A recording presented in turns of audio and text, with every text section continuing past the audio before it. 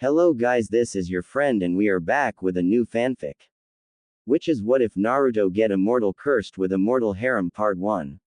And if you enjoy this fanfic then please press the like button and subscribe to my channel for more fanfic like this. And now let's start the fanfic. Avatar of the Gods. Immortality is a funny thing. Some might think it a gift from the gods themselves. Wouldn't it be wonderful to live forever? To never age, never die. Would not one call that a blessing? Ha, more like a curse. For what else can this be? To watch your friends grow old, while you yourself remain young. Letting them move on with their lives, start families of their own, grow old. To stand there helpless as they wither and die, as you lay those flowers upon each their graves knowing you were powerless to defeat time itself. The one enemy even I could not hope to defeat. But I digress. I'm sure you're wondering who I am. I have seen and done much in my time, and I'm not necessarily proud of it all. I have helped nations rise and fall. Civilizations have crumbled in less than an hour at my hand. Fought the war to end all wars. Witnessed the end of the shinobi. Traveled to distant lands. I have loved and I have lost, outliving each and every one of my wives and children, helpless to do anything but weep. My tales are many, and my exploits great. I have carved my name into the elemental nations as they were once known 100-fold, and still. I am unsatisfied. I am the last of the dying breed, doomed to reincarnate time and time again until I've fulfilled my purpose. I cannot age, but I can die. If one wishes to know the pain of a spear through their heart, or the painful end of decapitation, you need only ask me. My deaths are many, my lives, seemingly infinite. Now, as this century-old war rages in this land, once again, I feel compelled to act, if not for myself, then for the needs of others. I swear, I'm such a masochist, always throwing myself into the fire for others. What irony. Immortality is indeed a funny and fickle thing, ain't it folks? Which is how I come to find myself here, in this distant place, in the oddest of situations. My name is Uzumaki Naruto, Avatar of the Gods. And this is my story. Wet. Naruto was not a fan of water in general. Oh, he drank the stuff of course. Even swam, whenever the whim struck him. But he did not, by any means, enjoy being doused from head to toe. Especially not this early in the morning. Certainly not when he'd elected to accompany two rambunctious children out here in pursuit of fish. It didn't help when one of said children didn't want his help. But their grandmother had been unusually adamant this morning. So here he was, the tribe's last remaining man, babysitting. Honestly, he was getting too old for this. He might be physically trapped at the age of 16, yet that didn't make it any less ridiculous. These people had taken him in, offered him food and shelter. Starvation was one of the worst ways to off himself, not to mention furs when there were virtually none to be found. Perhaps that was why he stayed. He felt he owed these people, and by definition, their children, including, much to their occasional consternation as well as his own Sokka and Katara. A moment ago he'd been laughing when she'd accidentally doused her brother with water in an attempt to catch a fish. Then she had gone and gotten him wet. Now, Naruto was no stranger to the cold, but he was not enjoying the sensation. Not in the least. His sole satisfaction was that he'd managed to catch said fish before it could escape back into the seat. He made for quite a sight, his crystal blue eyes shadowed by sopping wet bangs, his lips quirked downward in a slight frown, gloved mitten clenching tight their hard-earned dinner. Katara. Sorry. Oh, you will be. Naruto grinned and shook himself like a wet dog, spattering her with droplets. Take this. Hey. His grin grew another inch. One good turn deserves another oi. He nimbly dodged aside when she flung a small wave at him in retaliation, thus dousing Sokka even further. The small torrent violently tore the boy's spear from his grasp just before he could successfully skewer his first fish, sending his precious weapon arcing end over end before finally sinking to the water below. Within seconds it was gone, plummeting to the depths and out of sight. A small cry of surprise left his lips, That GOBSMACHED expression was simply too good to pass up. Both teens burst into laughter. Will the two of you please stop playing your little water games? They're not games, Sokka. Katara admonished. They're right, an ancient art indigenous to our tribe. Naruto began to tune their bickering out as the canoe drifted through the ice pack. Southern Water Tribe or not, the girl had a remarkable amount of spirit. Admirable. She would have made a fine shinobi, back in the elemental nations. The whole bending concept was entirely beyond him, but that didn't mean he was lacking in understanding. These people utilized their kai in the same way he wielded chakra. Bending wasn't all that uncommon, neither was it rare, either. He'd been utterly amazed by the sheer ingenuity of some benders when he'd first come here. Perhaps amazed hadn't been quite the right word. Dazzled, perhaps. His first visit since his arrival a century before had been to the Fire Nation. He'd marveled at their destructive art of the Inferno, reminding him so much of the Uchiha with their self-righteous arrogance. Then, the Earth Kingdom with their grand, yet stoic simplicity, and the reclusive yet light-haired air nomads. He'd spent many months creating new jutsu just by witnessing their uncanny manipulation of air currents. Finally, it was to the water tribe which he'd found himself drawn. The war had broken out shortly thereafter. He'd been in the process of actuating civilians when the Fire Nation killed him. It had taken an entire armada and nearly 1,000 men to do the deed. He'd only been reborn about a handful of years ago in the same place he'd perished. Cold. Alone. Yup. Reincarnation was a bitch and a half. And apparently he wasn't the only one trapped in this wretched cycle of rebirth. There was this supposed figure. The Avatar. A master of all four elements. Maya Ento preserve peace between the four nations. If so, then where the devil was he? Naruto had never met the man, but anyone doomed to be reborn over and over again had to be one hell of a cynic.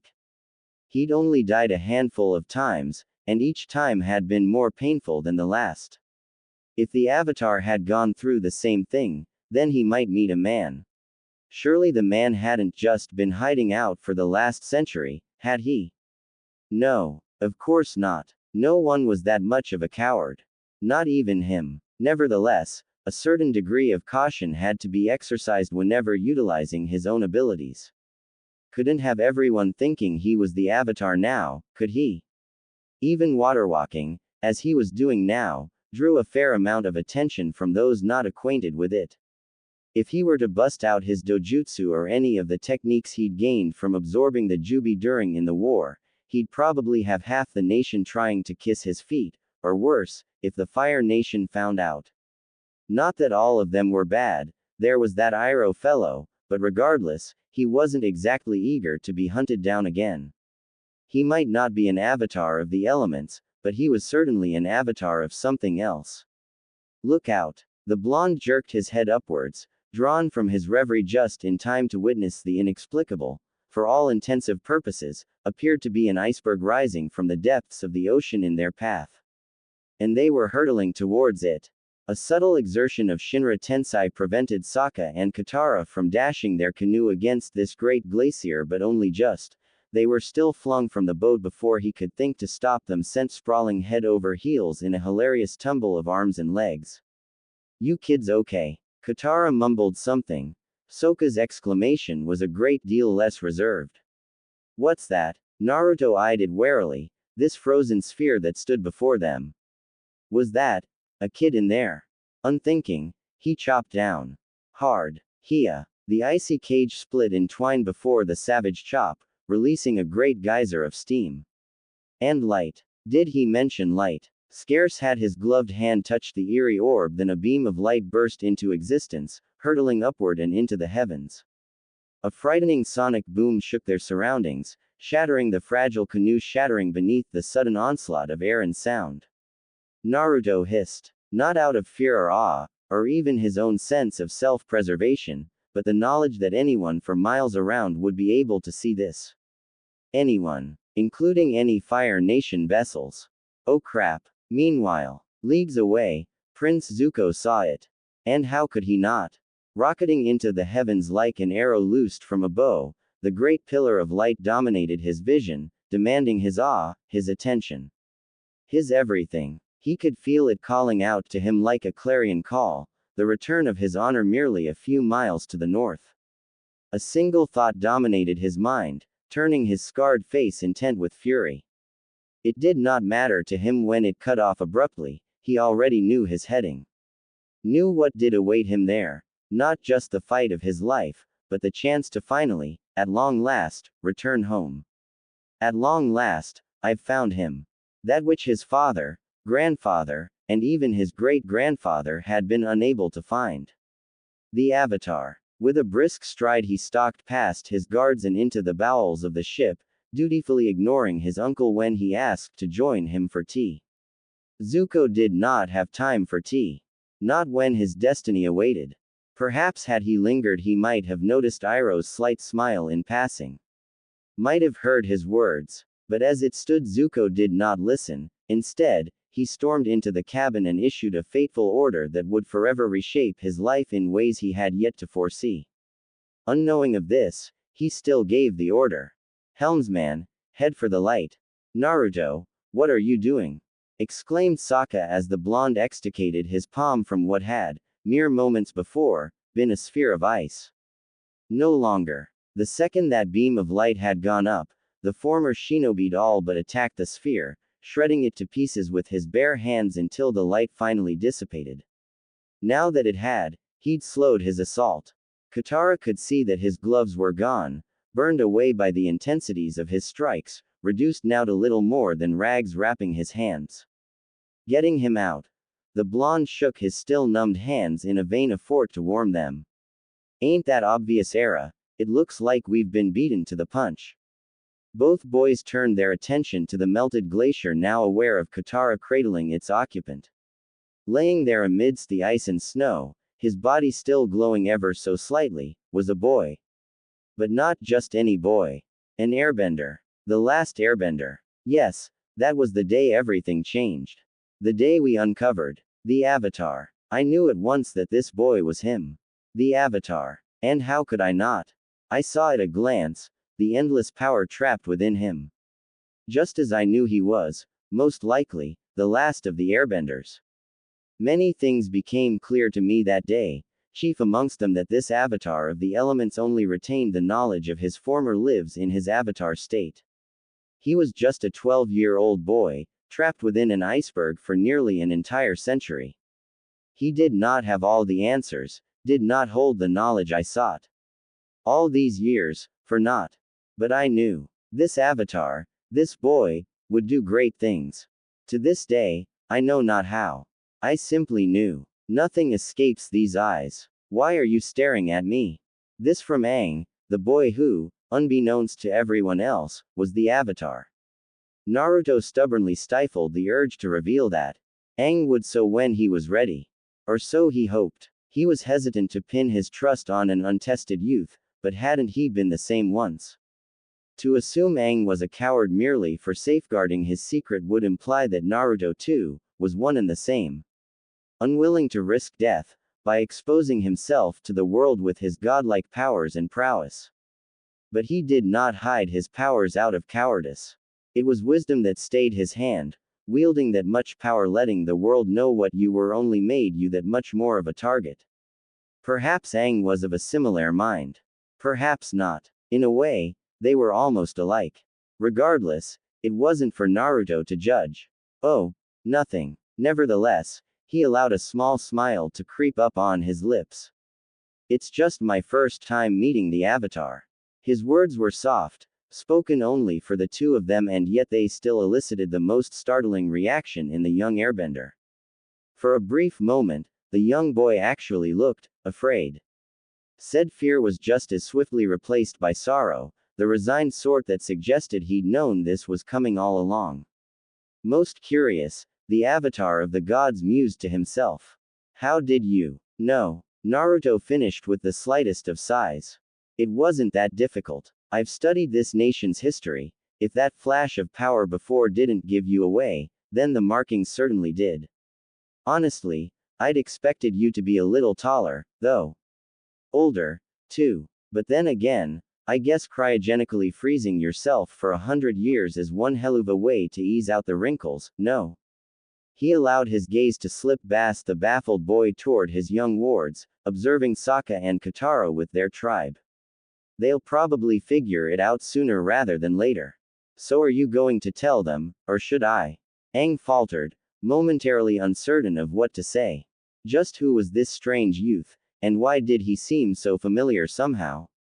He hadn't said a word on the ride back to the tribe courtesy of Appa, and now suddenly it was as if the blonde could read his very thoughts.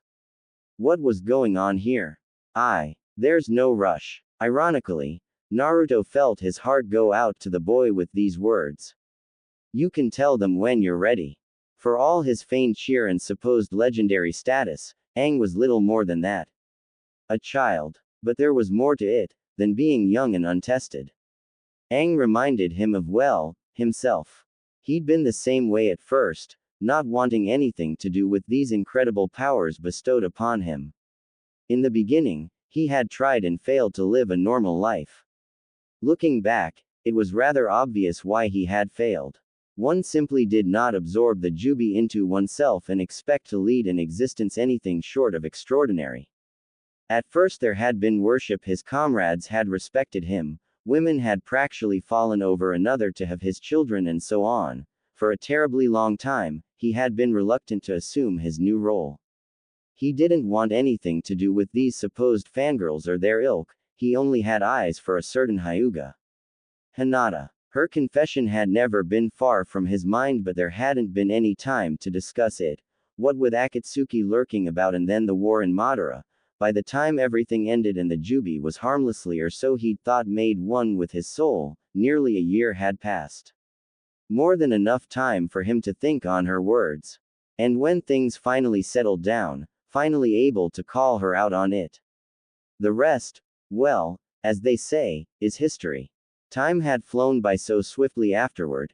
Now more than ever he wished he could go back and revisit those first few years, cherish them, before he realized anything was wrong. Before it became apparent that he wasn't changing. Wasn't aging. But he'd been so caught up in their relationship, and then the twins came along and still he'd pushed it off, dismissing it as nothing. Lie after lie became increasingly apparent. He was simply aging well. It was his genes. Yes, that had to be it. Looking back, he'd been far too naive. Reluctant. That reluctance had nearly been the end of him.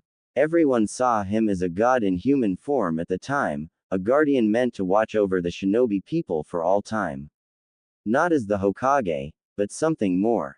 As an avatar of the gods. To this day, Naruto wasn't sure who had coined that eerie moniker, but for whatever reason it had stuck.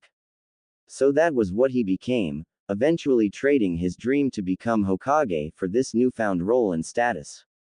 And for a while, things were working out swimmingly. Sasuke had returned to the village, his promise with Sakura now satisfied, and he had a budding family in Hinata. As Hokage, Tsunade was able to help him keep the peace, and awkward as he might be, he'd done a good job of keeping the other nations in line.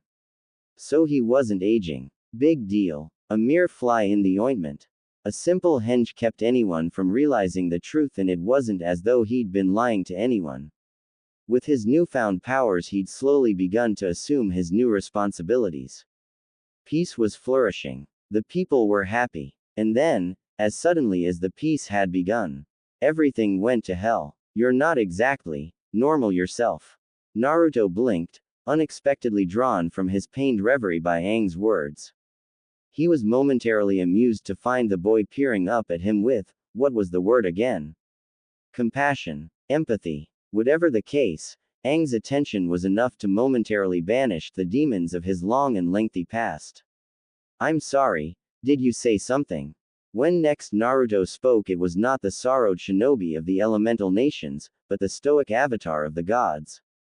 Granted, taking on the role grown NG into it over time, learning to respect the need for secrecy, adopting the title even now, it was all just a way of distancing himself from the pain he still felt in the depths of his heart. Whereas Aang's outlook on life was probably a great deal cheerier than his own, in any case. Perhaps he should mirror that same levity. I said. The last airbender continued, you're not so different yourself. Oh, that got Naruto's attention. This boy was more than he appeared. Intrigued, he turned his sapphiric gaze toward the monk to be once more. And what makes you say that, Aang? Quashing the pain he felt within his heart, he forced a small smile back to his face and awaited the Avatar's answer. Oh, what he wouldn't give for Kurama's voice in his head right about now. It's your eyes. The boy seemed to squirm beneath his gaze. They seem old, somehow. You'd be right. Naruto found himself biting back laughter for the first time since his last death. If I had to guess, I'd say they're 500, give or take a century or two. What? It's just a guess. The blonde shrugged. No need to freak out. Time sorta loses its meaning when you've lived as long as I have. Still, freezing yourself, an interesting trick. I think I'll have to try that myself, someday. Well, I wouldn't recommend it. So you're really an airbender, Naruto asked abruptly. Aang grinned, glad for the change in topic. Sure can you show me? Aang chose that precise moment to sneeze. The subsequent expulsion of air sent him rocketing nearly 10 feet into the air. That little spectacle earned the attention of the entire tribe, not to mention a certain someone, before he descended with grace, landing almost effortlessly upon Appa's back, ending his little air trick with a graceful bow. As if to echo his partner's effort, the sky bison let a happy snort. Not bad, huh? Impressive, Naruto admitted, clapping as the Bendor clambered down from his mount. You've got a lot of skill for someone so young. Hey, thanks. But can you do this? Now it was Aang's turn to balk. Because scarce had Naruto spoken than the last airbender found himself witness to the inexplicable. Naruto, in the time it had taken to finish that sentence, had levitated his body up off the ground, and into the air. He was hovering. Without a glider. He simply hung there, suspended in midair. What's more, he didn't seem to be expending any visible effort at all. But it wasn't as though he were flying in actuality, Aang thought. If he could, then why would he? Wahahaha. Then, as if to shatter that very thought, the former JN Chiriki shed his fur coat and erupted upward, his body little more than a streak of blue and black colors as he tore into the skies. What the heck? Sokka scrubbed at his eyes with both hands, as though the action could somehow wipe away what he was seeing. Is Naruto actually flying? Katara practically squealed in delight at the sight, her earlier reservation forgotten in the wake of this discovery. For indeed the blonde was doing just that, navigating the air using his own chakra to hoist him aloft, wrapping himself in it, and pushing down against the ground simultaneously. It was no means an easy feat. Only one with a strong wind affinity could do such a thing, and even then, Naruto himself had spent nearly an entire decade mastering the technique. It was not, as a certain man might have said, a move for beginners. Wow, so you're an airbender, too. I am not a bender. Naruto denied, alighting soundlessly beside Katara. My situation is unique. Like how? Like, he would have said more, had not something brightened the skies over their heads. Blue eyes bulged. Incoming. That was all they heard before a massive ball of fire lit the horizon. Aang barely saw the Fire Nation vessel from whence it came before it engulfed their position. But where had this vessel come from? And how had they found them so swiftly? Too late. There was no longer any time for thought. The projectile ripped into the water tribe and sent everything flying. The villagers were only just able to escape the blast radius thanks to their relative distance of the explosion. Katara wasn't so lucky. The detonation flung her and Sokka away, sending both brother and sister sprawling in the snow. In that instant, Naruto shouted something from up above their heads. Exactly what, the young avatar knew not. Only that the flames abruptly vanished, disintegrating into harmless steam as he looked on. Assholes. Naruto landed in a roaring snarl of fire, spitting curses not meant for the ears of young children. Some of those very words caused Katara to flush, but the sight of him stole any sentiment of laughter away. Black flames rippled off and around his body, and it seemed as though his eyes were bleeding. Impossible to tell. Whatever the case may be, she had only an instant to recognize any of this before unconsciousness took her, before the blonde haired Aang behind him, just in time for the ramp of the enemy vessel to lower. "Stay behind me," was the last thing she heard. 7 firebenders marched down the ramp in a phalanx, and at their head, a younger man, clearly their leader. "Where are you hiding him?" the prince demanded to know. Scowling, he grabbed hold of Katara's grandmother, shaking her cowl for emphasis. "He'd be about this age, master, of all elements. I know he's here." None dared speak. Faced with this refusal, Zuko became incensed. "If you don't reveal him, I'll burn this entire village to the ground." Aang was just about to open his mouth, ready to reveal himself for the sake of these people, when Amaterasu. The blonde muttered that word and the firebenders burned, their plated armor erupting in thick tongues of dark fury as she looked on. Of the 6 guards that had accompanied the prince, only one managed to evade the worst of the blaze besides him, rolling aside and out of harm's way. Naruto simply exhaled, and that hapless fool ceased to exist, his body evaporating before a massive fireball all his own. "Wah, a firebender? Why does everyone think that?" Naruto groaned, slapping a flaming palm to his forehead. "It's not like I.O." He blinked, finally noticing the flames of his chakra creeping around him, the still smoldering bodies around the lot of them. "Whoops. Forgot about that. Chakra tends to get a little out of whack when I'm pissed off, ya know." "Ah, but I digress." A wave of the hand and the flames abated somewhat, forming a shimmering aura of black and crimson around his form.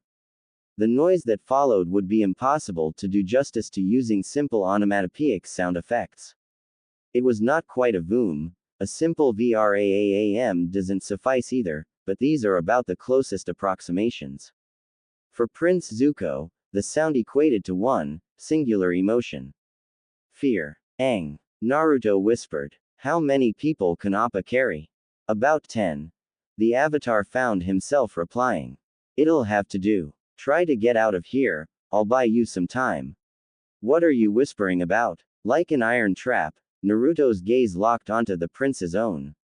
The sheer intensity of his stare, the sudden ice in his expression, was enough to silence the entire tribe. Nothing moved. Nothing at all. And then he spoke, voice black as pitch, eyes cold as the coldest winter, a sharp contrast to the flames boiling around his body. "These people are precious to me." The words were little more than a dry hiss. If a knife could talk, this was what it would sound like. "Any attack on them is an attack on myself, and I don't take very kindly to being set upon by the likes of Fire Nation thugs like yourself." He pointed one long finger at the proud prince. "I suggest you get back on your boat, and before you get yourself hurt, boy.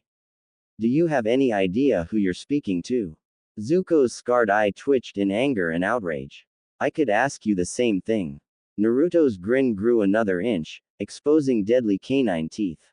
"But since you seem to think I'm a firebender, let's play a little game." He stepped forward, reached out towards the bulk of their vessel, and made a pulping motion with his right hand. "If I win, I get to peel your ship like a banana and set you adrift for a few days. You win, and I'll give you the Avatar. Tell me, my dear prince, are you at all familiar with the term Agni Kai?" "What? What?"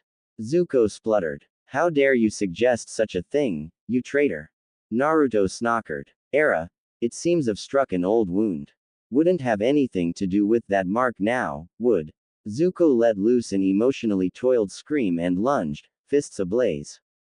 "I'll kill you. Go, Aang!" Naruto roared, a heartbeat before the prince pounced upon him. And then he no longer had any time to worry about anyone other than himself. Fighting at full strength was one thing, but to actively restrain himself from using his full potential against such a lesser opponent soon proved far more difficult, or not. Naruto laughed as Zuko's fist swung harmlessly over his head. Too wide. Not narrow enough. The blast of fire that came with the strike was batted aside so effortlessly it may as well not have existed at all. Was this what amounted to taijutsu these days? Pitiful. Absurd. He clapped his hands and flung them outward. That easy, effortless gust of wind chakra was all it took to keep the boy off balance and summarily off his back. He simply couldn't make any progress against the headwind. Ha! He scolded. What's wrong, Zuko? Your great-grandfather was better than this. The prince snarled, utterly unaware of the bison rising behind him. Fight me like a man, Avatar. Naruto scoffed and spat a small fireball. Look, the blonde drawled as he battled the boy backwards, how many times do I have to tell you? I'm not the Avatar. His words ended in a resounding whoosh as he summoned forth a great geyser of water from deep within his stomach, spewing the violent wave forward, extinguishing the fiery blast and bowling the prince head over heels. But the young firebender simply would not go down. Scarce had he fallen than he was up again, flinging himself at the former Jinchuriki in furious fashion. Stop lying. He snarled between blows, only the Avatar could manipulate the elements like that. Naruto's deadpan was barely concealed. Oh, for the love of, fine. You want me to fight like a firebender?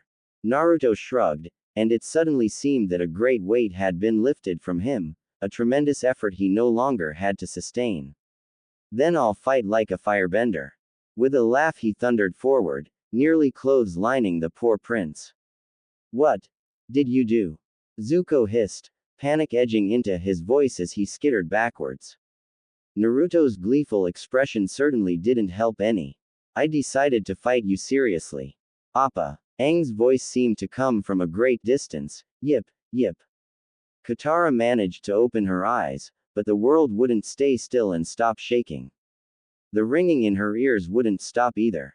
Sitting up was not as hard as she expected, but a loud rustling broke through the ringing of her RARS. Piles of snow subtle shifted, thrown off not by her meager arms, but by the blazing heat of the atmosphere itself, the most casual application of the combatants' strength.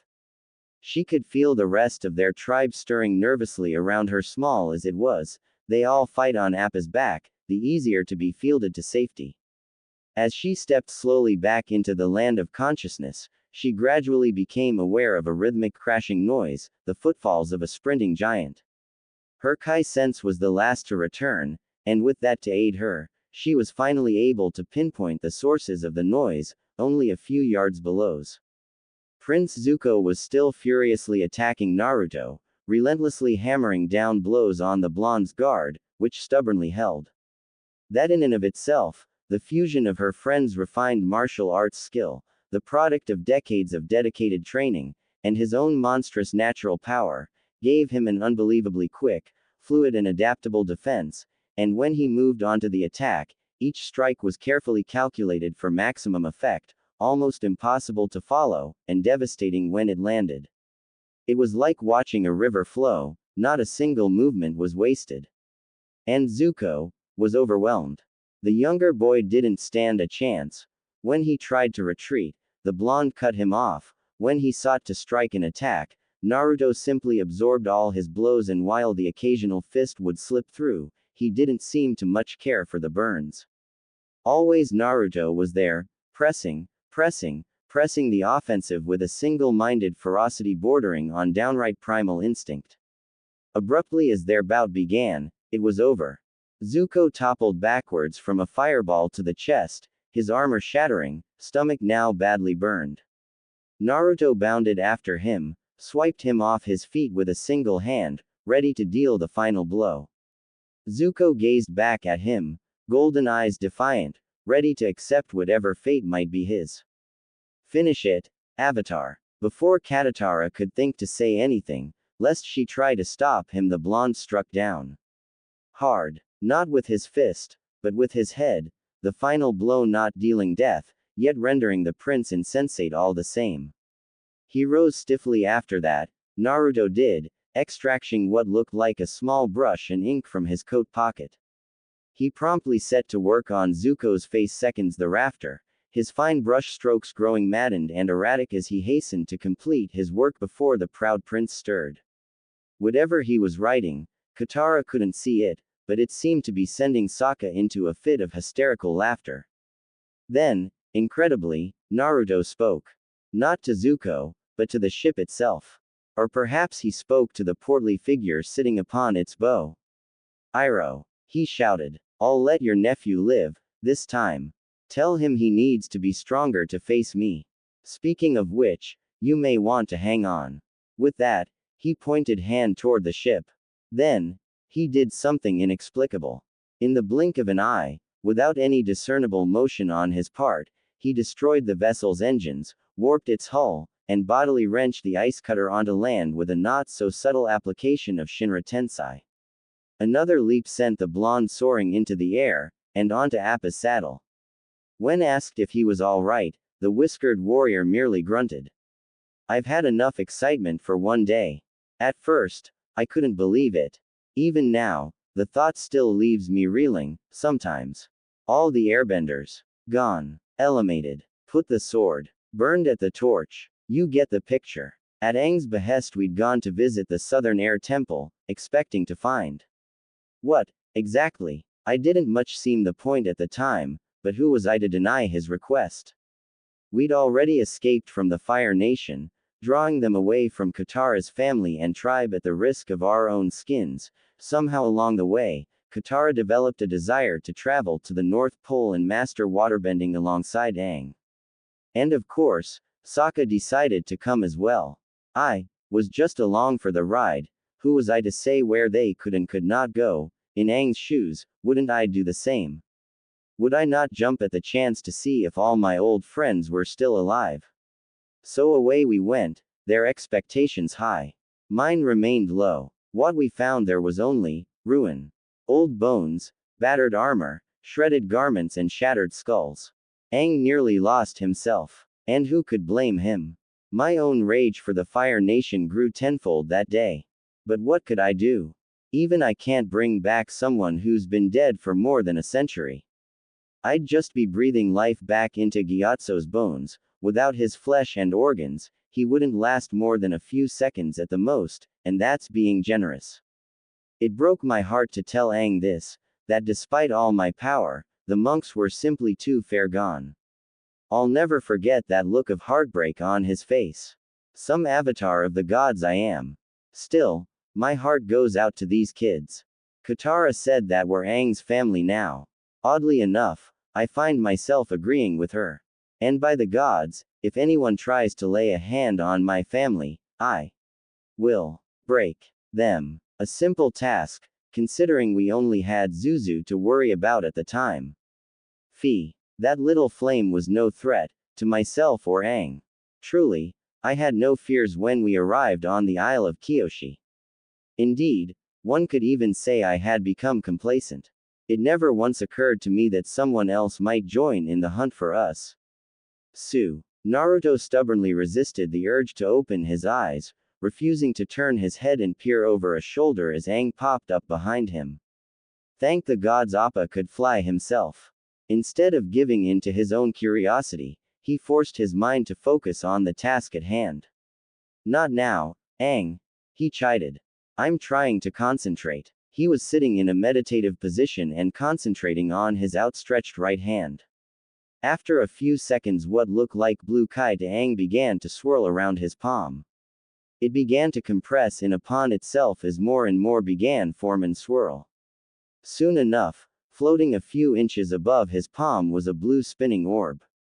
He saw Naruto's eyes focus on the orb and it began to spin even faster and form 4 white blades spinning with the orb. As he watched the orb spin, the last airbender could have sworn he heard a low thrumming, like something was trying to cut the air itself. What in the world is that? The orb continued to spin, growing larger and larger, encompassing his entire palm until Naruto let out a sigh and relaxed, letting the orb disappear. Good, he said to himself. I've STLLL got it. It was then that he became aware of everyone's attention. Katara had paused in stitching Sokka's pants to gawp at him, her mouth forming a small, round O of disbelief.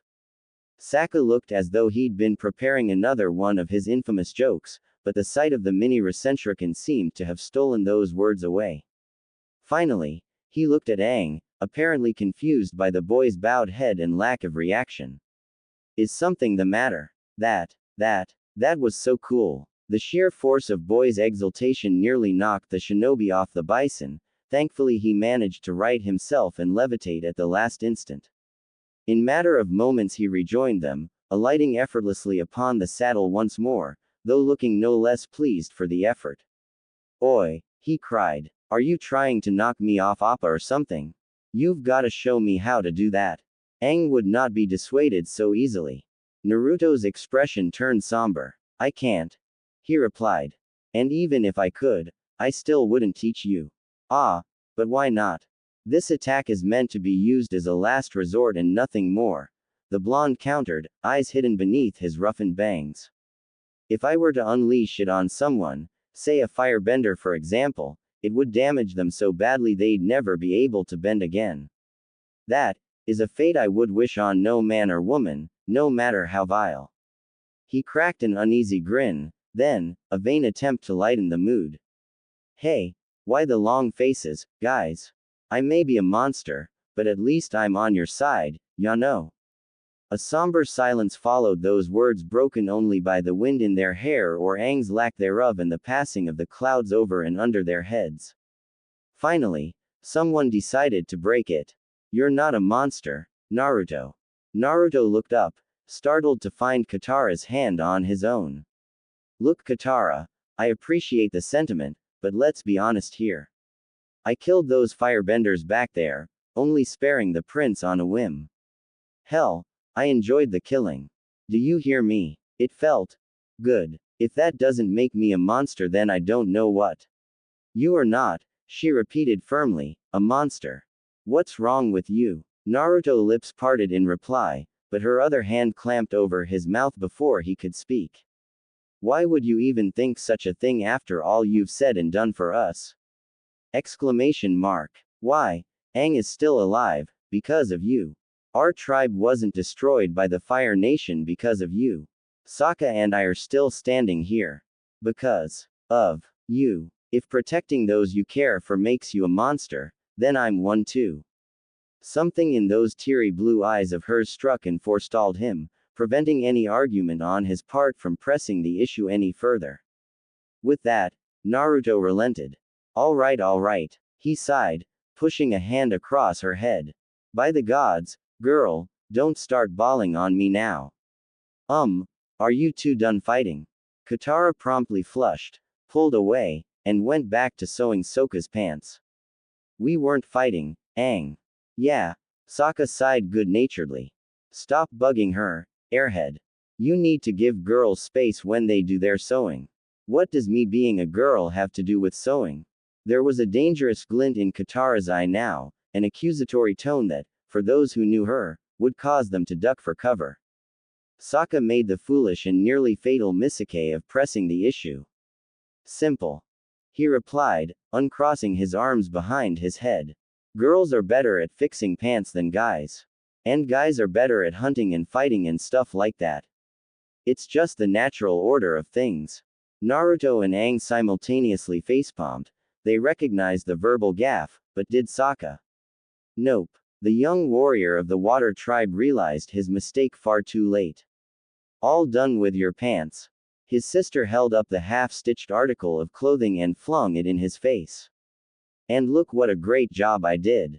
Wait, I was just kidding. I can't wear these. Katara, please, relax. Sokka, where we're going you won't need any pants. We're here. Elephant koi. Naruto watched with bemusement as his fellow avatar rode the giant fish. It wasn't until something started to eat those massive koi that he began to worry. What if something happened to him? He wasn't exactly keen on saving the world by himself, and if Aang died he wouldn't reincarnate for quite some time. Not to mention he'd be reborn in the water tribe and any chance of him learning airbending would go out the window. Gah. A small chuckle fled his lips, unbidden, as Aang sped away from the gigantic creature, running across the water's surface through sheer speed alone before slamming into Sokka seconds thereafter. In the end, his efforts weren't even needed after all. What was that thing? Katara wondered. I don't know. Naruto already knew. Probably an unagi. He stepped back toward the shallows whilst Katara went to check on Aang and her now considerably battered brother. They're native to these parts, after all. Well, Unagi or not, I'd rather not stick around. Sokka decided, dusting himself off. Time to hit the roo. What the heck? Everything happened so swiftly. One moment they were standing beneath the trees, listening to Sokka. The next, 4 shadows leapt from the branches and attacked them. In the time that it took Naruto to turn his head, Sokka, Katara, even Aang and Momo, were all subdued, bound and blindfolded, thrown down to the sands at his feet. Naruto was spared only because he'd been standing near the beach. It gave him just enough time to realize their attackers weren't men as he'd first suspected, but women. No, not even that. Girls. Oh, Sokka is gonna be so pissed when he wakes up. Then the girls turned around to face Naruto. It was impossible to distinguish one from the other, he realized, what with the white makeup that covered their faces entirely, those red and black accents around their eyes lending their visages an almost regal appearance beyond the metal headdress and armored battledress they wore. These strange female warriors looked at him for a long instant, before turning to face him as one, the combined movement causing their armored dresses to rustle, ever so slightly. It was alluring in a way. To say anything less would belittle their strength. Despite himself, the blonde felt the beginnings of a small smile work its way across his whiskered visage. I don't suppose we could sit down and talk about this over a cup of tea. Suddenly, and without warning, one of them attacked. Naive. Naruto simply swung his hand forward and punched with 1/5 of his full strength, the sheer shockwave of the strike summoning forth a great gust, ripping her from her feet and hurtling her across the beach. He tsked softly as she skidded across the sands in a tangle of arms and legs. He'd forgotten just how fragile the people of this land could be. Can't we just discuss this like civilized folk? He addressed the remaining 3, hoping to refrain from further violence. It was not to be. They struck up their fans and moved to encircle him, but slowly, this time wary of this sudden and unseen burst of power. Their painted faces betrayed very little, perhaps the slightest twinge of concern for their injured kin, but nothing more. Look, this is pointless. Naruto continued. You're just going to end up on the ground like her. Quote. When the fate of their ally did not dissuade the remaining 3 warriors, the avatar of the gods took it upon himself to strike respect into their proud hearts. Not with close combat, of course. Even he might find himself at a bit of a disadvantage when holding back and facing 3 warriors like this in their native land. So, the knuckle-headed ninja did what came best to him. He improvised. 4 flicks of his fingers summoned forth a massive dragon of water, its golden eyes narrow and intent as it took stock of the 4 girls, their fallen comrade having only just reclaimed her footing. Interesting. So these girls were capable of withstanding him at a feeble 1/5 of his strength. One of the warriors saw fit to give voice to her awe. What in the world? Suiryu no Jutsu. Water Dragon Jutsu. Naruto exhaled softly and abruptly loosed the tentative leash he'd kept upon his jutsu. With a roar that would have put the Unagi to shame, it lunged forwards. 2 of the girls weren't swift enough to evade its watery maw. They found themselves swept away by the roaring tide as the beast impacted upon the beach. Their bodies were wrenched angrily against the trees, twisted to join the prone forms of his 3 friends, coughing and sputtering as the wall of water receded. 2 down. 2 to go. Resigning himself to battle, the blonde beckoned the remaining huntresses forward. Come on, girls. Let's get this over with. The pair exchanged a hesitant, tentative glance. Clearly they weren't accustomed to fighting someone who could actually fight back, certainly not someone of his caliber. But they had their duty and he had his. As one they pounced, their fans little more than a golden blur. He toyed with them for that brief instant, not too shabby amazed when one actually managed to scratch him with her fan, before a solid punch broke through his guard. Poof. Both girls balked as their opponent exploded into smoke, leaving a harmless log in his wake. What manner of sorcery was this? Where was he? Where had he gone? Tsuki, where did he? I don't know. Kyo beneath you. Her words ended in a frightened cry as a pair of hands burst through the sand, latching onto her friend's ankles. Before either of them could hope to react, their owner yanked down hard. Kyo loosed a startled cry, her eyes scrunching shut as she prepared to be buried, up to her neck. Those same eyes flew open, startled to find that while she had indeed been buried beneath the sands, it was only to her neck. It was a rather surreal experience, being unable to move anything above her neck, forced to look up at her leader. Kyo, I'm all right, the girl tried to shrug, but failed, I think. 3 down. Of course she's all right, a familiar voice chided. Contrary to popular belief, I'm not trying to harm you. Her companion whirled around as Naruto emerged from the earth beside them, covered in sand. Without so much as a glance in Suki's direction, he began to stride back toward his bound friends. He didn't have even a scratch on him, if anything, he looked amused by their efforts. Wait. Naruto stopped in his tracks, his face slowly appearing over his shoulder as he curiously regarded his once fallen opponent. A look of irritation crossed his single eye as it regarded the recovering warrior behind him, her painted face narrow in a rictus of confusion. Did you want something? What did you do to her? She demanded to know. Naruto laughed and looked away again. Earth style. He admonished with a waggling finger. Headhunter jutsu. She won't be moving for a while. Oh. He gave an amused grunt as Tsuki seized him from behind, her arms wrapping around his shoulders in a full Nelson and with surprising strength for someone of her size, wrenching him up off his feet. You got me. He laughed as he fell, toppling backwards to the sands. Clever girl. But, with a hiss, he opened his mouth and spat, expelling a vicious stream of fire in the same instant that his face would have hit the sands. A flash of recognition flickered through Suki's mind just then. He'd used air to send one of her friends flying, water to take down 2 more, earth to immobilize Kyo, and now, fire. Could he really be? But that's impossible. Not for me, it isn't. Naruto never let up in his barrage, not once. Each blast pushed him another inch up into the air and caused the temperature to spike. This sudden expulsion of heat forced the Kyoshi warrior to loosen her hold upon the shinobi or be burned, allowing him to wrench himself free and let loose a bone-jarring strike of his own design. Tsuki lost all semblance of breath as an armored shin crunched into her equally armored stomach and the later yielded. The blow wasn't crippling, but it did send her staggering away and give him time to rise. Time he gladly took. Naruto stood amidst the now glassy sand, his body still shimmering with heat, his hair rippling in the steam created by his last attack. His entire body seemed to ripple with barely suppressed energy.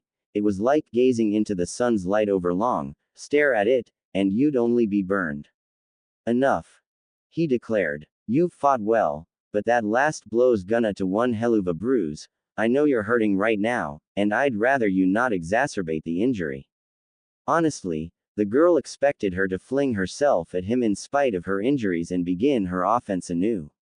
Imagine his surprise when Tsuki threw down her fans and fell to a knee. I knew it, she gasped, cluck thing at her side. You're the Avatar. Crap. He'd been too focused again.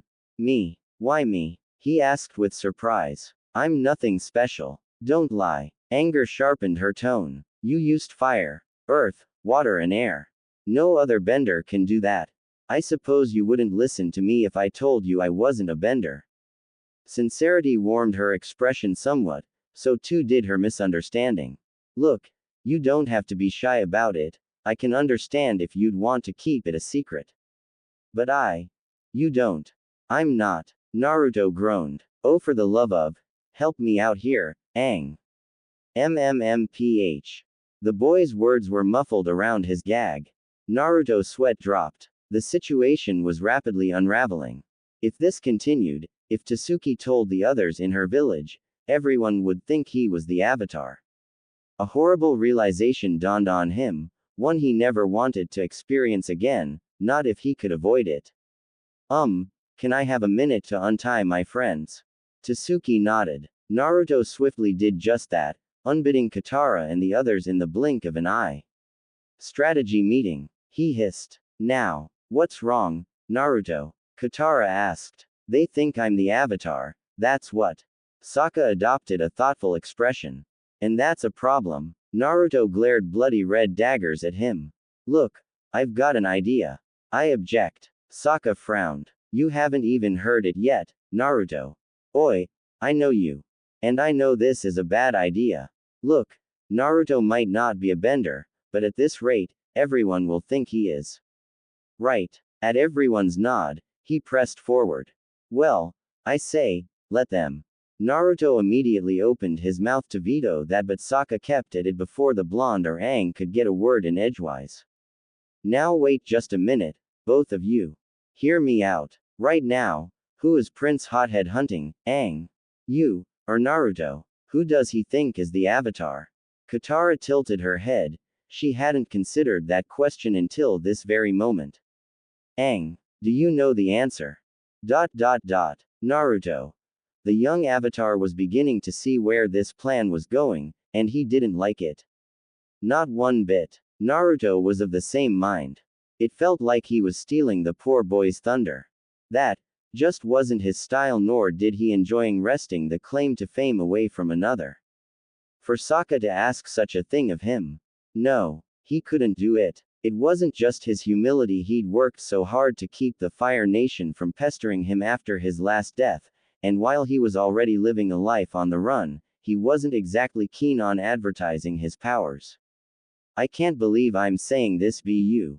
Sokka has a point. Katara, you too. It would give Aang all the time in the world to focus on his bending, the waterbender persisted.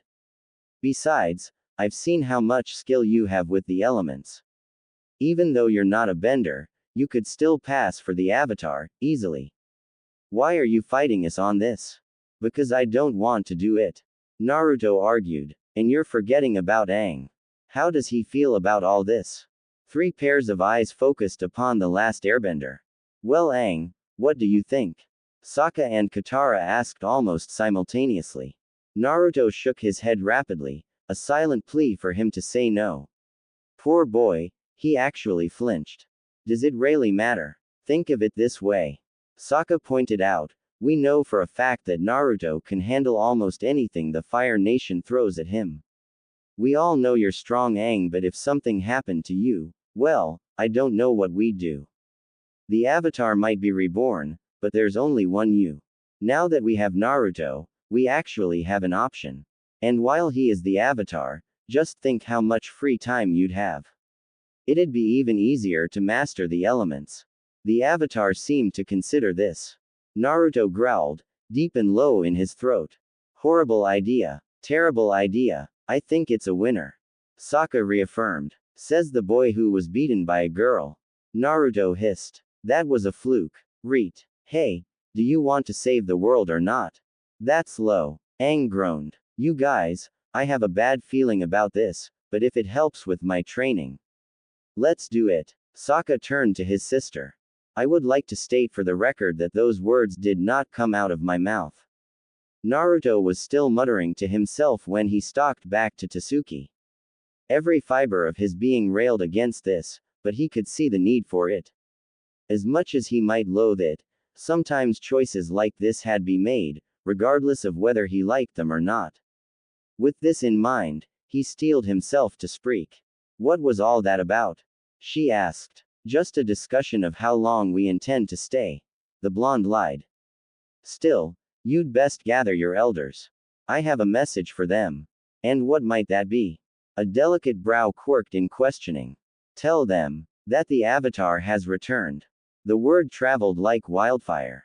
The Avatar had returned, and he was upon Kyoshi. One would think it ironic that hearsay could move so swiftly, but it did. Word of mouth passing from a young girl to that of a fisherman on the docks of Kyoshi, from said fisherman to that of an Earth Kingdom trader, work, then a Fire Nation cook, until at long last, those words reached the ears of a certain prince. For a moment, said firebender could barely believe his luck. Here he had sat down to dinner, resolved to another sleepless night.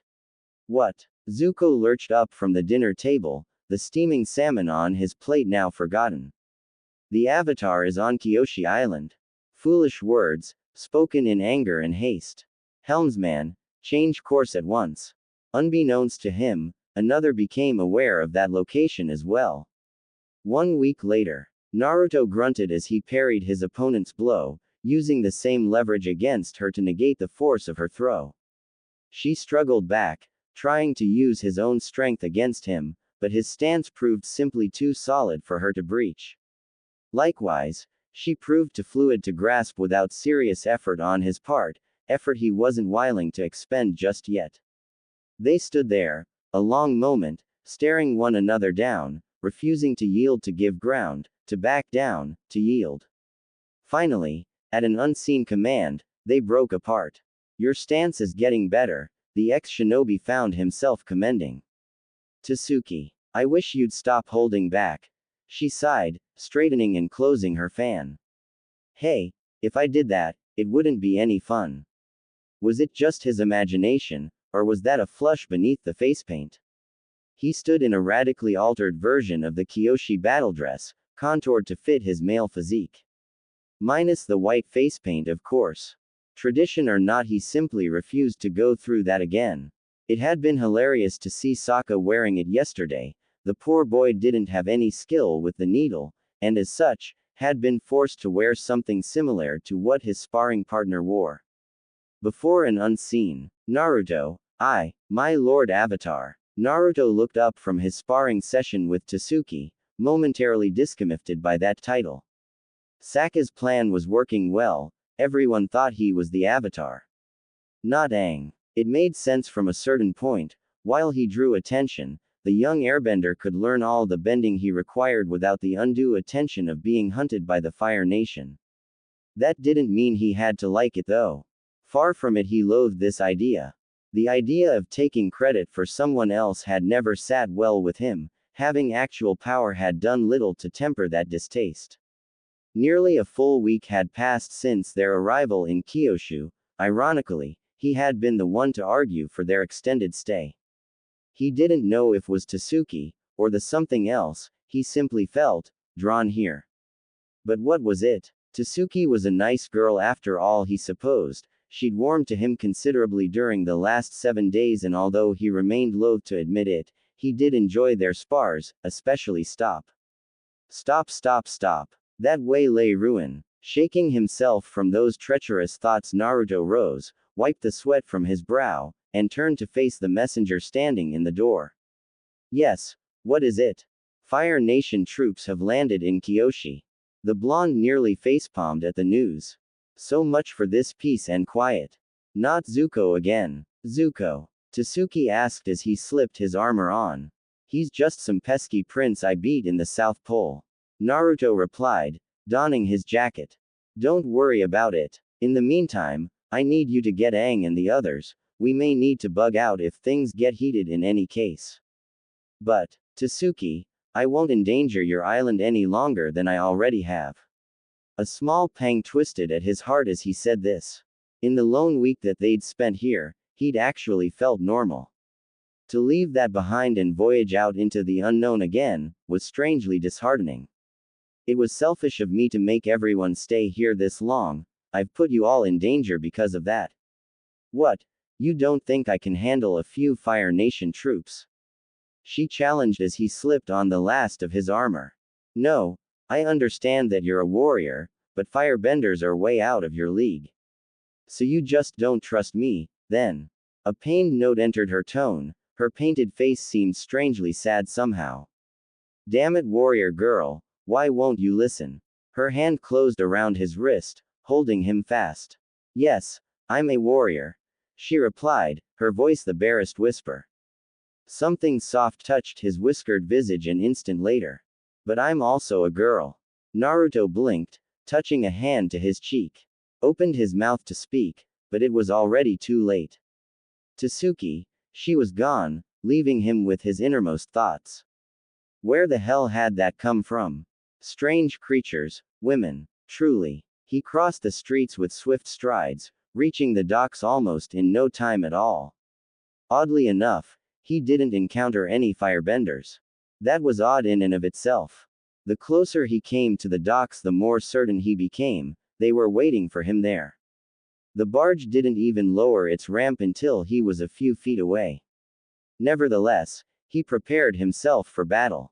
All right, Prince Hothead, he growled, flexing his fingers, are you ready for round 2? I'd call it round 1. The hell? Naruto was expecting Zuko to step off that ship and face him. Not a girl. Certainly not someone his age. Sheesh. First Tasuki and those Kyoshi warriors and now this. Why did he seem to be facing the opposite as of late? Was fate messing with him or something? It must be. So he stood there and watched wary as this newcomer surveyed her surroundings.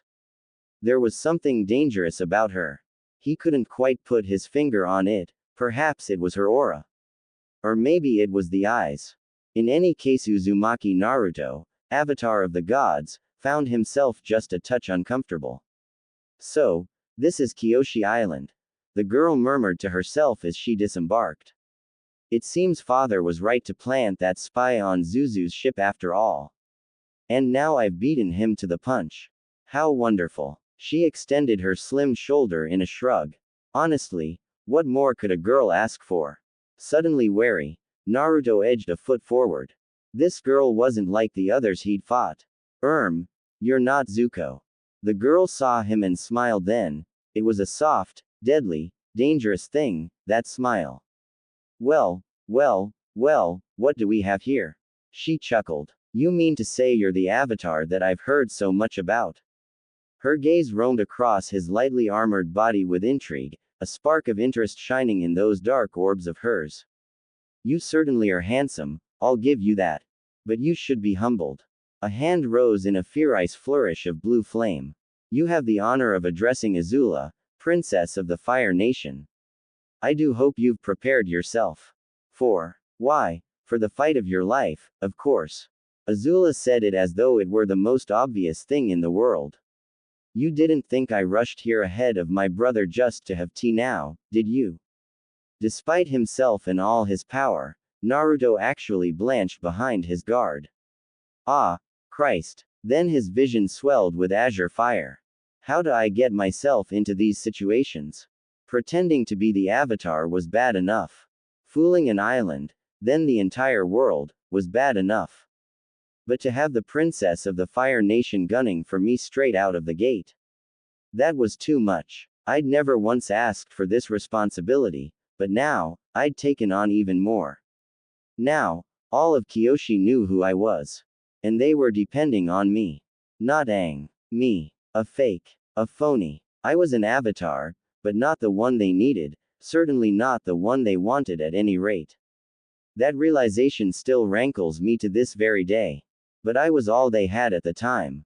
And who could do it, if not me? And who was I to let them down? So I did what I did best. I kicked and took names.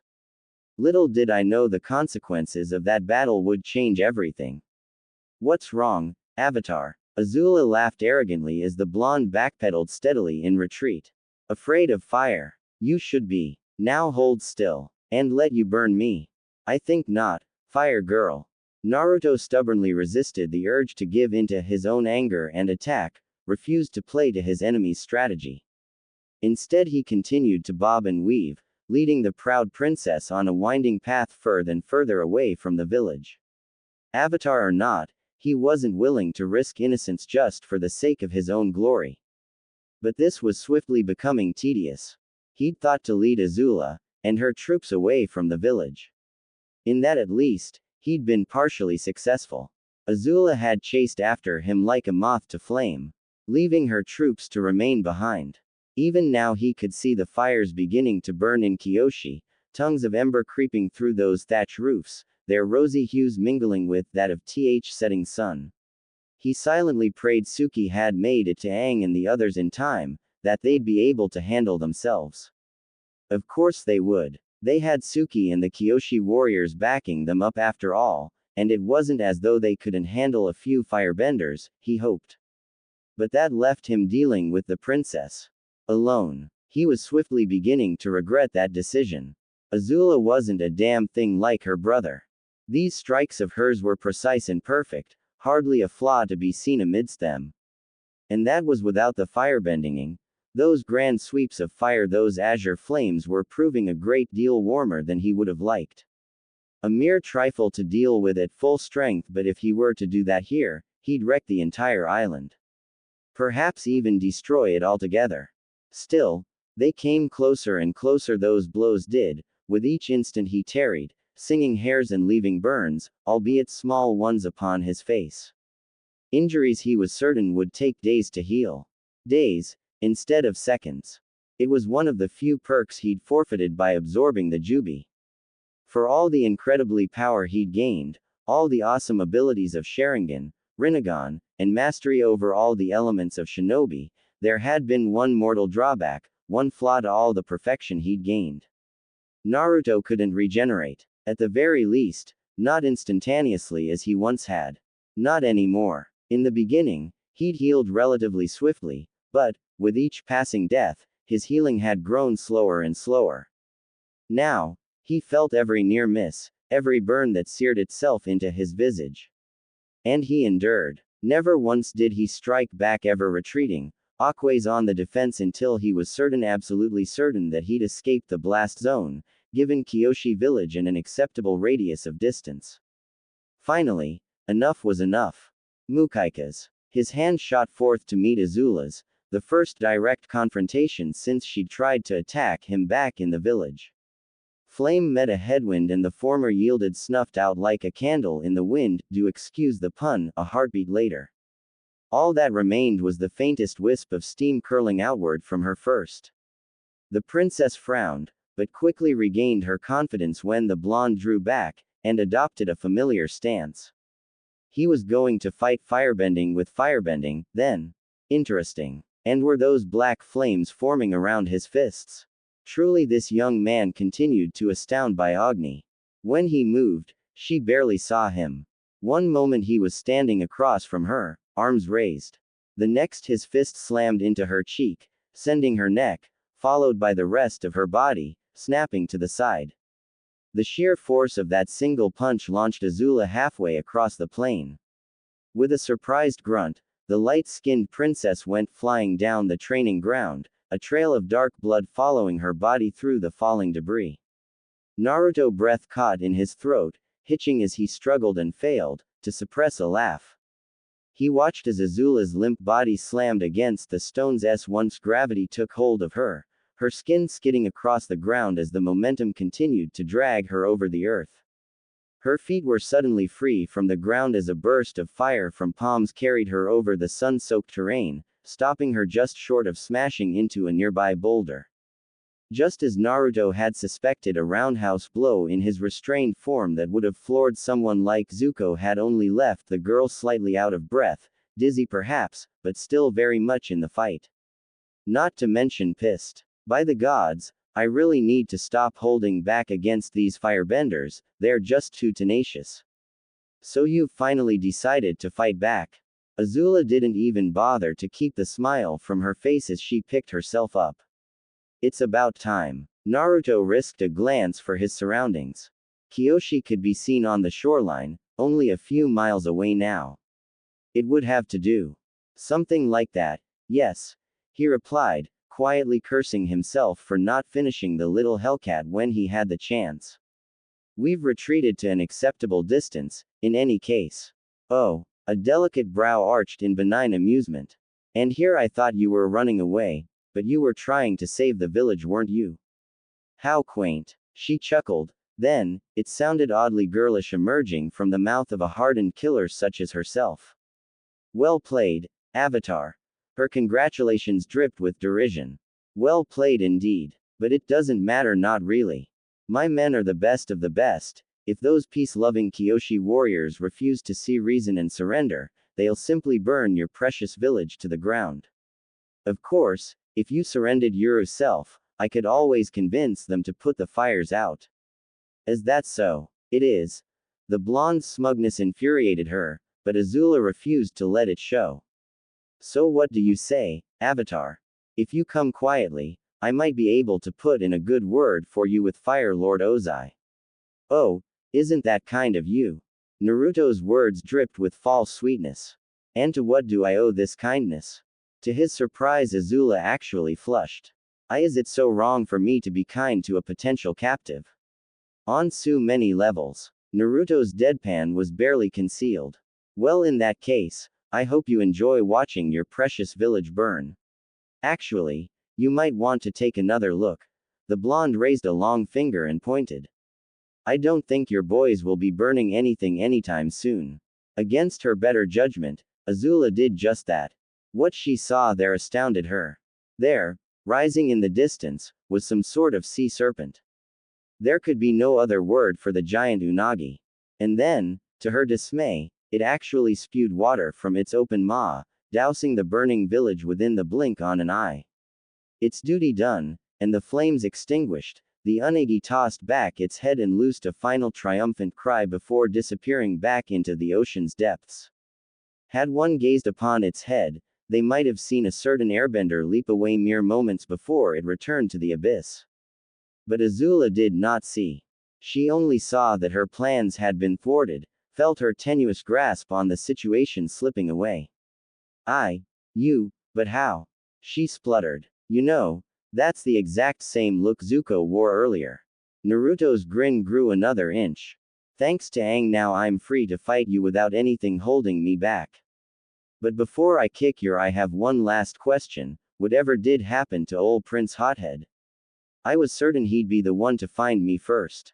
You mean my fool of a brother? Azula scoffed, ignoring the flicker of shock that passed through the blonde's visage.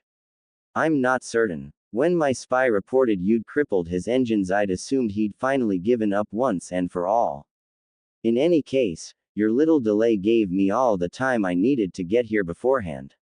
And if he does somehow find his way here, I'll simply comply with the Fire Lord's demands and lock him away. Barring that, I'll kill him myself.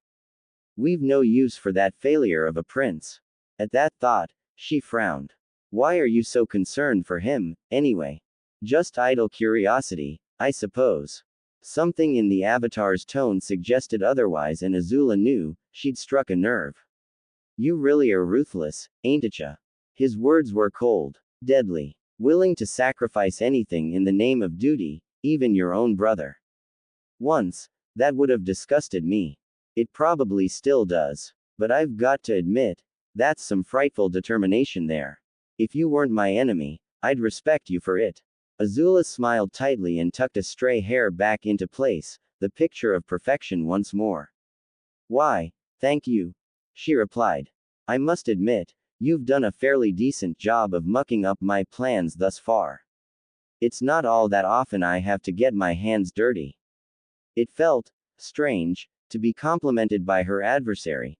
Many of her enemies were either too arrogant to admit their own flaws, or simply too afraid of facing her wrath to loosen their tongues. That this Avatar had done so, to be respected by her enemy, it made her curious. Just who was this young man? I would very much like to know your name, Avatar. The words escaped her before she could take them back, her initial interest getting the better of her. For the first time since they'd met, the blonde actually looked to be at a loss for words, if only for a moment. Naruto, he supplied at last. Uzumaki Naruto. I'll be sure to remember it. Shall we continue, then? Naruto resumed his stance once, but there was something off about it. His foot was too far forward, and his arms were spread wide. Didn't he see he was full of openings? But if he was hoping to make her hesitate, he had another thing coming. Azula never backed down from any challenge. We shall. Their fists met in small explosions of azure and onyx, colliding over and over again, black and blue fires rippling outward in every direction to scar the landscape, scalding neither. To her dismay, Azula actually found her flames being overwhelmed by those tongues of dark ether, the Avatar's mysterious black flames creeping impossibly forward to obliterate her own. She had an awful feeling something terrible would happen should this inferno find purchase on her skin. Unthinking, the Fire Princess lashed out again, intent upon incinerating him on the spot before those eerie embers could touch her. Nope. Azula frowned as the blonde inhaled, and her flame simply died. Impossible. He'd sucked the oxygen out of her attack. Even as she realized this, the foe Avatar was in motion, flinging a hand forward, his palms closing around her wrist, locking down with enough force to shatter bone. Azula cried out and flung 2 fingers toward, a bolt of jagged lightning leaping from her fingertips. The blonde didn't even bother to release her. He just dipped one hand down, caught the bolt, and redirected it with a single hand, sending her penultimate technique hurtling off into the distance. In that same instant, she opened her mouth and spat. Whoosh! It was with a small pang of regret that she spewed a curtain of flame right at his face and burned his head to ashes. The vice on her wrist slackened, and his body toppled away. Despite all she'd said, she'd hoped to avoid killing him. Such a shame. Now they'd have to search for him all over again.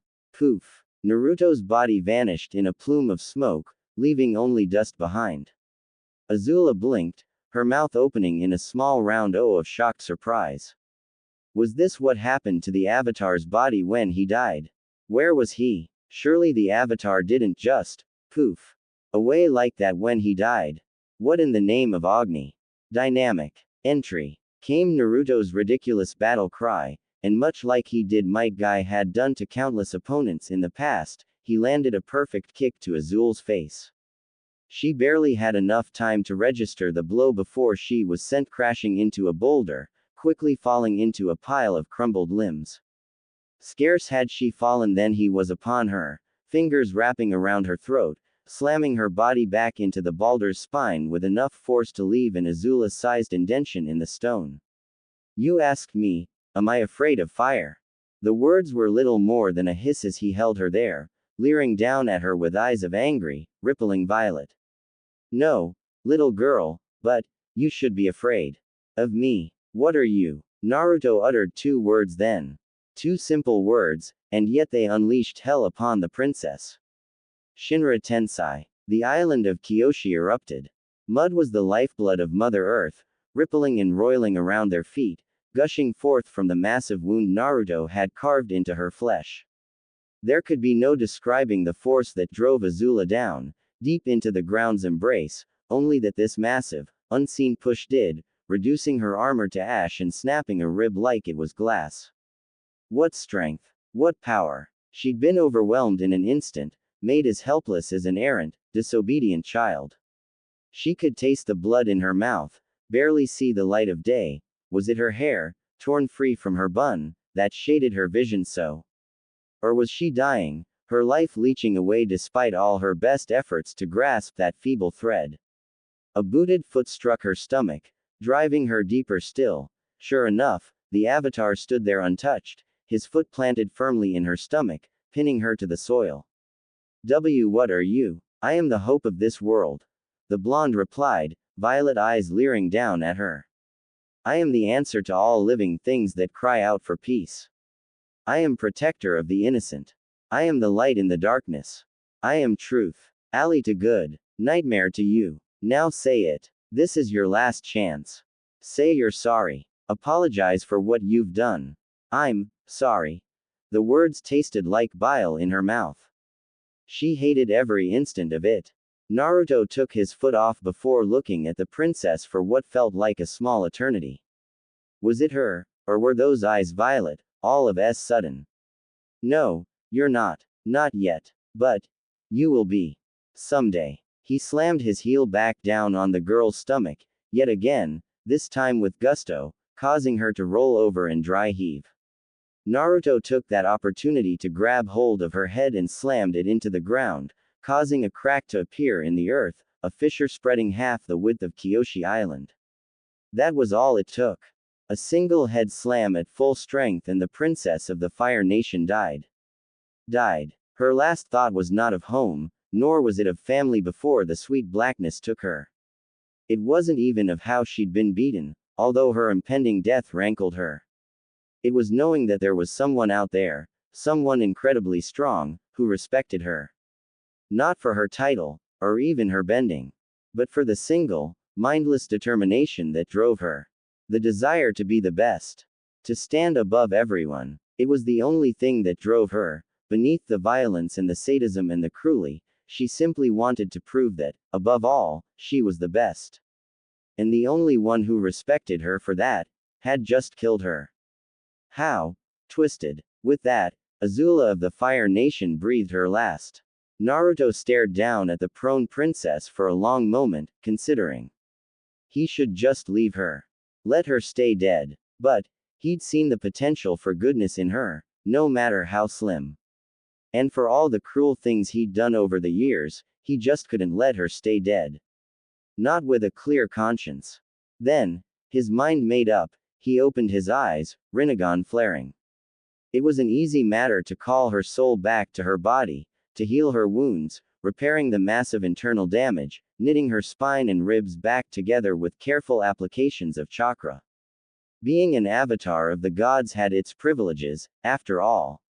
His regenerations might be all but hampered, yet he could now tend and mend injuries that would have made even Sakura and Tsunade balk. Oh, the bitter irony of it all. Finally, when he was certain his revived patient would live to see a second sunrise, he ceased his ministrations. Slinging over his shoulder, he activated the Harishan seal he'd planted on Katatra and popped back into existence in Kyoshi village. It was a little disorienting using his father's jutsu again after all these years, but it saved him precious time and stamina. It also landed him right in the middle of a fierce fight between Aang, Katara, Sokka, the Kyoshi warriors, and the remaining firebenders. Chaos wouldn't even begin to describe what was happening here. Apparently at some point during his one-sided battle with Azula, Zuko had finally made landfall. It was his forces, hardly those of the princess, who were laying waste to the village now, rather difficult when one considered everything was still soaked by the Unagi's water.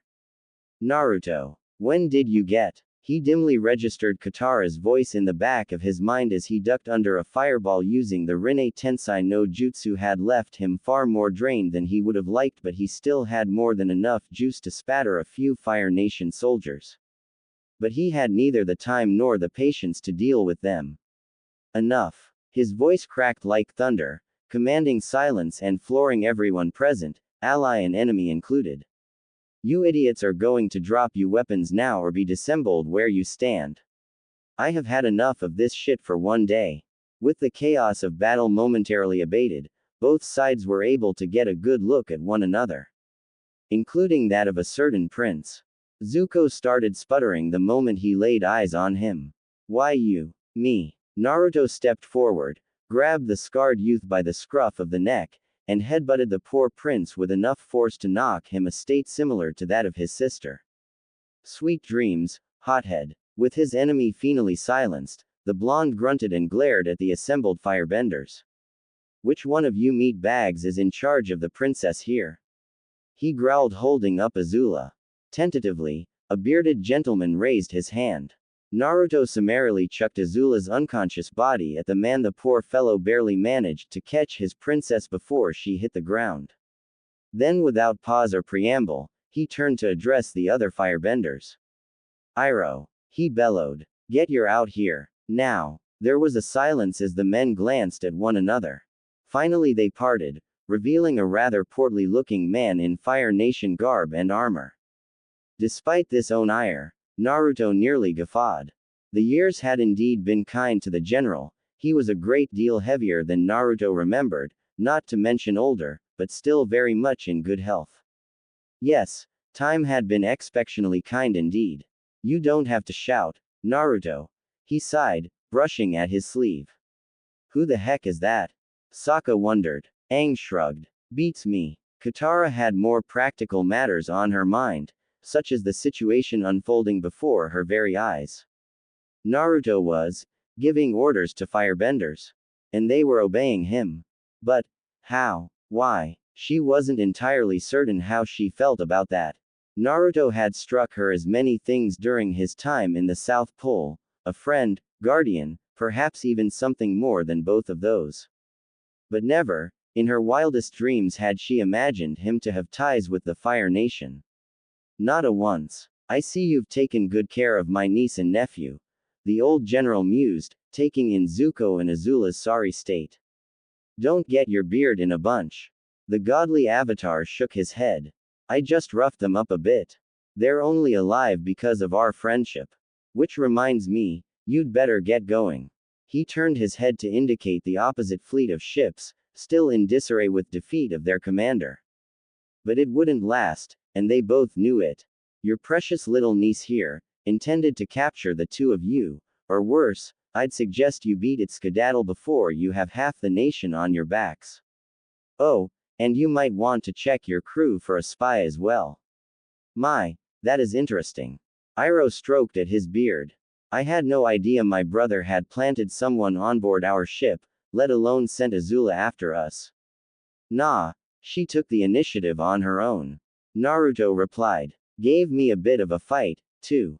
If you hadn't shown me that technique of yours, she might have done more than singe a few hairs. Ha! The dragon of the west laughed at that, deep and loud from his belly. It was not the laugh of a cruel Fire Nation general, Katara mused. This man actually seemed kind. We'll have to discuss your exploits over tea sometime, Iroh was saying, accepting Zuko from Naruto as she came back to herself. Provided my nephew isn't trying to kill you, of course. Avatar. Naruto barely kept a lid on his emotions in that instant. Somehow, someway, his old friend knew what they were up to. And yet instead of revealing the truth, bringing the lies crashing down around their ears as he could have done, he merely winked. Naruto forced a laugh of his own, silently thanking the gods his old friend was on their side. Ha, so ya wanna kick my and pie show again? He snapped back, but the words were lacking in rancor. No fair. You know I suck at that game. Muttering to himself, he turned to face Azula's men. Now, listen, and listen good. I'm only going to say this once. You and all of your men are going to take Princess Hothead here, get back on your ships, set sail, or I'm going to make each of you run 15,000 laps around the island. On your hands. His eyes blazed warningly, promising pain to any and all who dared challenge his command. Never in all her life did Katara think to see the men and women of the Fire Nation army, the strongest and mightiest military that this side of the planet has ever seen, cry like babies when they heard what came out of Naruto's mouth. Why yes sir, the blonde declared, I'm going to bed. I'm getting too damned old for this shit. I never paused to consider the consequences of that fight. The ramifications. There simply wasn't any time to dwell upon it. Kyoshi was saved, but our time there was done. Although we defeated the Fire Nation and forced them away from the island, I knew that our very presence would attract unwanted attention. And so we departed, first thing the next morning. I barely even had time to say goodbye to Suki. Strong girl, that one. I could tell that she wanted to come with us, but she knew her duty lay with her people, to help them rebuild and garrison themselves against the threat. So we departed, leaving her behind. Or so I thought. Turns out Kyoshi warriors rival shinobi in terms of stealth. By the time we realized she'd stowed away under one of the tarps, we were already halfway to the nearest settlement. That certainly made things amusing when the others discovered her. Our travels were little more than a blur after that. Even the Earth city of Omashu. Now that was an interesting experience. I've never met someone craftier than this boomy fellow. His strategies put Shikamaru to shame in every sense of the word. The old king saw right through our little ruse. He knew Aang was the avatar of the elements, while I was not.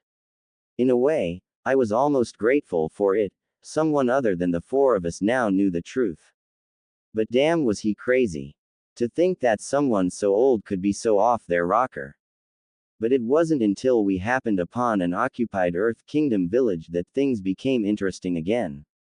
Were it not for a young earthbender named Haru, I wouldn't have had the chance to indulgence in what I'd still consider the ultimate prank of all time.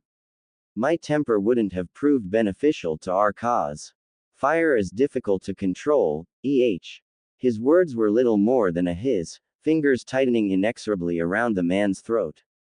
Funny you should mention that. You know what is even harder to control? My temper. And right now, you're making me very angry, old man.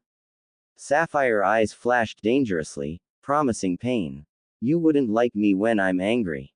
The fool had made the massive mistake of extorting a harmless woman and her son, Haru, for more tax money in his presence, subtly rating to, accidentally, lose control of his bending and down their store, much to everyone's dismay.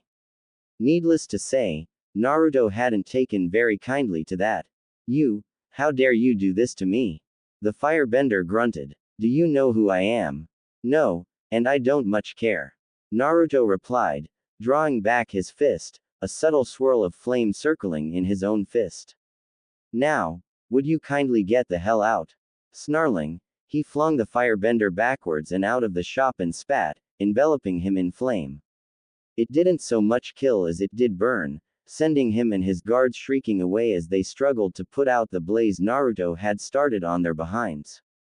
And don't come back. There was a moment of quiet as their shrieks died away into the distance, then everyone burst out into laughter and guffaws.